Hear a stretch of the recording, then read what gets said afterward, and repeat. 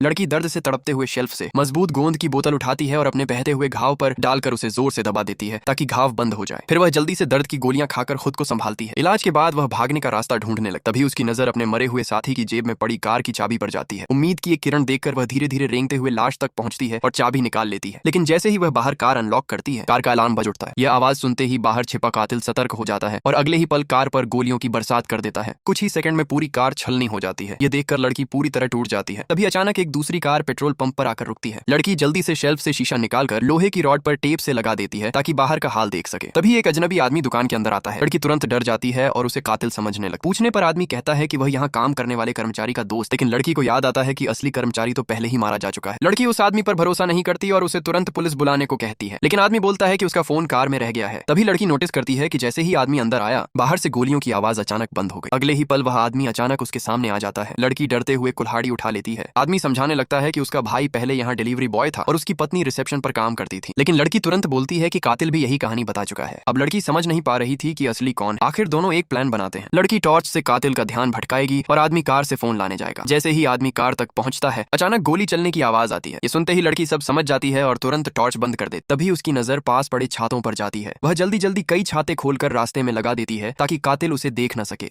फिर वह धीरे धीरे स्टोर रूम तक पहुंचती है जहां उसे एक गुप्त दरवाजा मिलता है। लेकिन दरवाजा अंदर से लॉक होता है। यहाँ तक कि फायर एक्सटिंग्विशर से मारने पर भी वह नहीं खुलता। कुछ सेकंड खुद को संभालने के बाद लड़की गहरी सांस लेती है और पूरी ताकत से बाहर की तरफ दौड़ पड़ती है, क्योंकि अगर वह साथी की कार तक पहुंच गई तो शायद इस मौत के नरक से जिंदा बच सकती। लेकिन अगले ही पल उसके सामने जो आया, उसे देखकर उसकी चीख निकल गई। जानने के लिए नेक्स्ट पार्ट मिस मत करना और जल्दी से सब्सक्राइब करके जाना।